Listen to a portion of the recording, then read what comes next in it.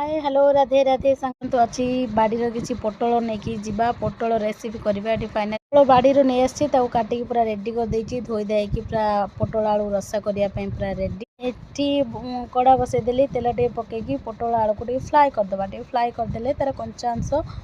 जेहेतु कटिज से लुण हल्दी पकई गोलैदे गोलैदे फाइनाली भजा भुजी होगला यहाँ बिना प्याज रसुण हम जेहेतु आज संक्रांति बिना प्याज रसुण हम जो मैंने संक्रांति करती से अरुआ भात भी खाईपारे रोटी भी खाईपारे पराठा भी खाईपारे ये फाइनाली प्रोसेसिंग चलला यहाँ टमाट दे फ्राए करा टमाट